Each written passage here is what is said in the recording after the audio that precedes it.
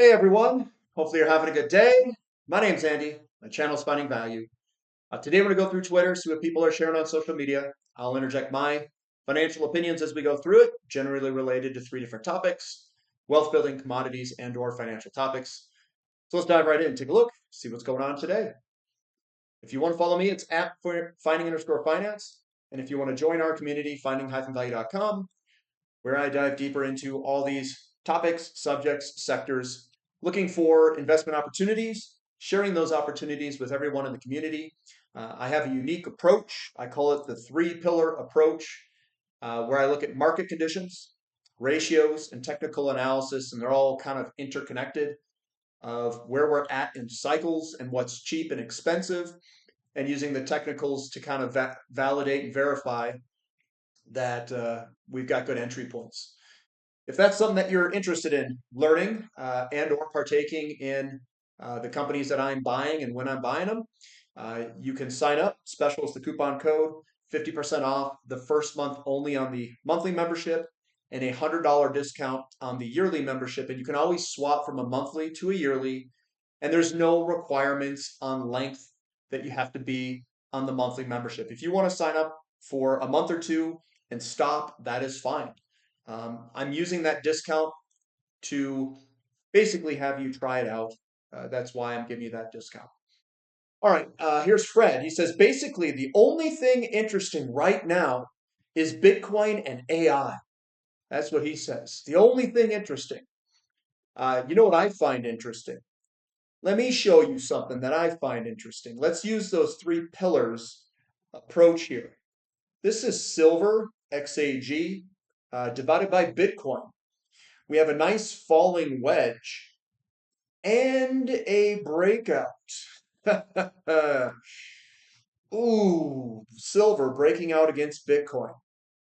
So that looks fantastic. I don't know if he knows that, but I will say this. A lot of people get pretty interested at the tops of markets. I think Bitcoin's at a top, and I think that we're going to see uh, gold, silver, commodities outperform Bitcoin even.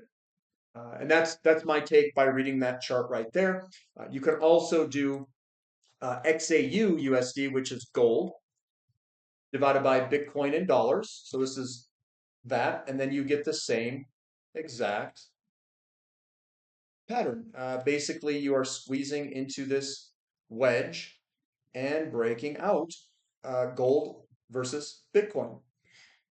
So we've got silver and Bitcoin, or silver and gold, ready to outperform Bitcoin. So that's what I find interesting. I also find that silver breaking a 45-year cup and handle pattern far more interesting than Bitcoin at this moment. This is one of, not the only, but there's a lot of commodity areas that are giving me signals that I would consider to be very interesting. What about the commodity to stock ratio? That seems pretty interesting. A whole bunch of stuff seems pretty interesting to me. In fact, the things that he thinks are very interesting, I find the least interesting.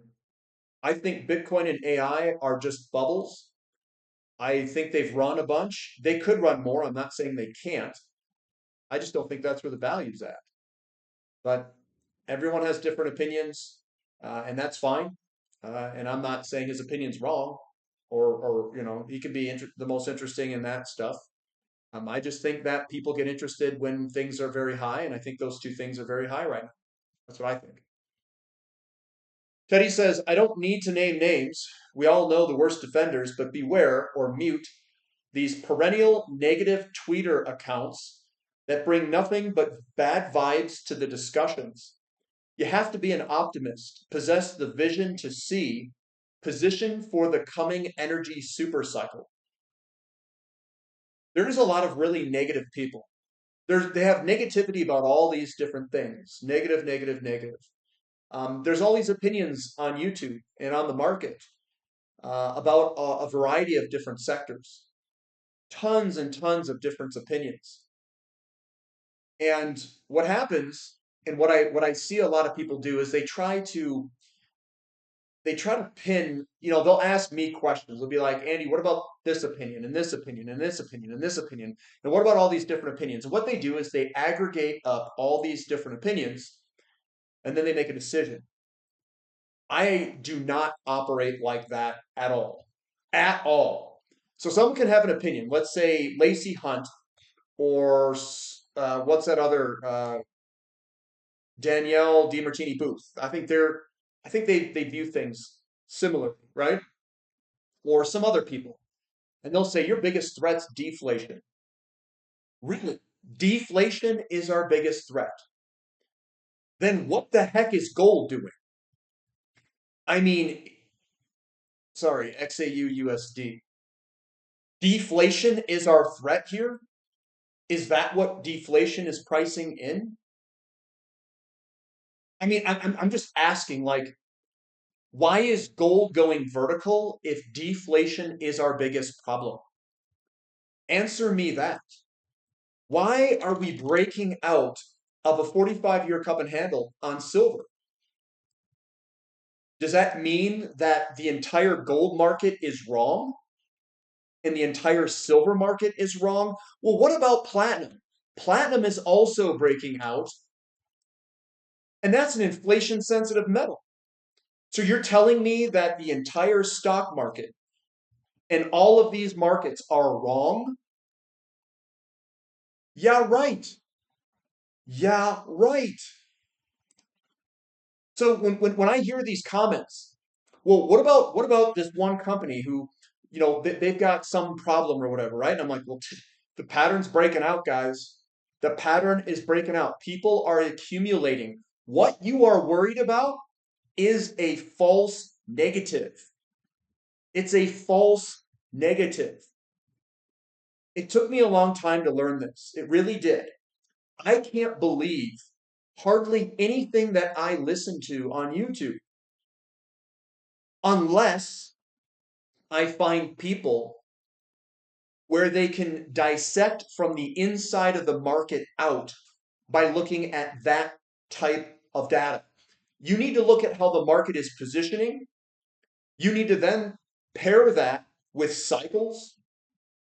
And then you can start to look at maybe information or leading indicators, and you have to bounce that across those things that you know and what you see. You can have bad data. That doesn't mean a dang thing in the market because the market is accumulating. They know stuff that you don't know. Everything that you listen to you on YouTube is already priced in the market. The guys that are buying this, the guys that are buying gold, they know what's coming. They have insider information. That news hasn't been released to anyone that you're listening to.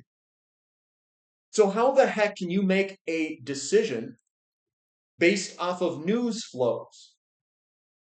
You can't.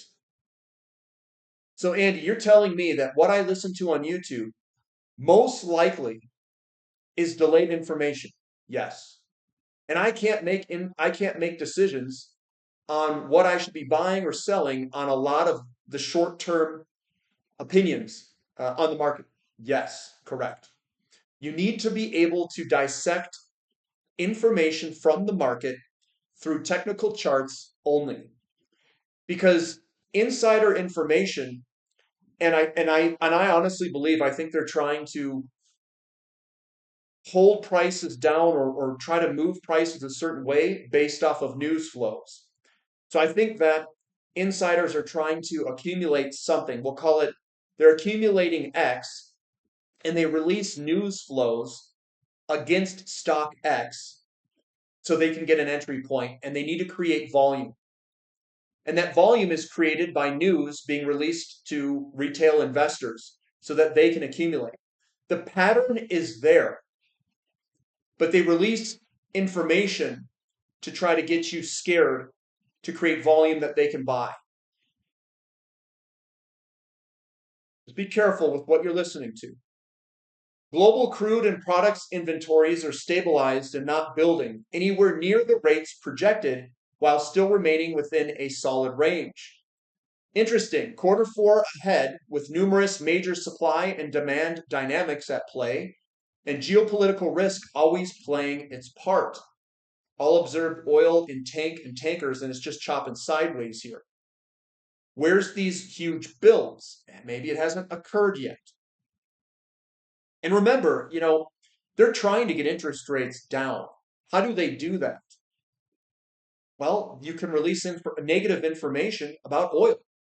How do we know that information is correct? How do we know it's factually correct? And a lot of them will say sources say or information gathered. Then they can say whatever they want. Be careful what you listen to. Be careful what you believe in. They're trying to shake you out of the position. And I think it's getting harder and harder to hold on to positions because you don't know what's right, you don't know what's wrong. A lot of misinformation out there. Anthony says, the world abandoned sound money in 1971. The world is returning to sound money in 2025. Most people just haven't realized it yet. Now, here's my question. How can we distinguish the difference between people returning to sound money and a normal increasing interest rate environment where we're coming into cycle, where gold and silver are preferred and financial assets are not because of inflation and increasing interest rates? Now, is that returning to sound money? It's returning to gold because of the market condition. So yes, it is, but how do you distinguish between like a fear-driven event or a normal cycle? I think that we have a normal cycle coming, but then I also think that this cycle could push debt into problematic territories, which then could push people into sound money. And either way, it doesn't matter because you position for the cycle, and if that second outcome comes, you're still positioned for it. So that's the way that I view it. If you're going to take positions, get some physical gold and silver and stuff like that, and position for the return to sound money if debt becomes a problem because of increasing interest rates, which the normal cycle is going to push us into. Question for the fam. It says, if you just inherited $250,000 and have a 20 to 25 year outlook, how would you invest this money? Asking for a friend. Well, I mean, I have more money than I put into things than that, and I would put it in the same exact stuff that I am in today. Now, a 20 to 25 year outlook might be a little bit long for the holding period that we want to do. It may not be. I'm not 100% sure, but I'd still position the exact same way that I am positioning today. I would buy equities and precious metals and be in the commodity space. I would do absolutely nothing differently. I would just add the 250,000 on top of what I've already done. I mean, that's all I would do. Tim Hack says gold senses that the United States is losing the currency war, gold versus stablecoin fraud. And therefore, it also senses violence because an empire rarely goes down without a fight. The US is bankrupt due to decades of military oppression. I live in Germany, where the US has the second largest military base. First is, however you pronounce that, South Korea. And once spoke with high ranking military personnel in Ramstein when they were drunk. Well, maybe that's the case. And again, it may or may not be. Maybe it's normal market cycle and gold's going up during it. Now, could we have bad debt? Could this trigger a problem with our debt? Yes, it could. Totally agree. I don't know when that trigger, I don't know like if there's a day where it's not a problem and then a day passes and now it is a problem. And I can't tell you the response that people will have and how fast they will respond. So rather than trying to figure that out, what I do is I just say, all right, this is cheap. I'm going to go buy it. I'm going to sit in it. And when people start to panic, then the price will go up even more. And I'm already positioned for it. I'm positioned for it's the logical thing to do. Let's go through the logical thing to do. You buy something that doesn't have counterparty risk. You buy it at the lowest time in the history of the market on a ratio perspective against gold and against financial assets and bonds. And you buy that because you're coming back into cycle. Now, when we come back into cycle with inflation and an increasing interest rate environment and commodities start to go up, we could have a debt crisis. So the debt crisis isn't going to change anything for me. I've already positioned. I've already done what I should have done. I bought it when I should have.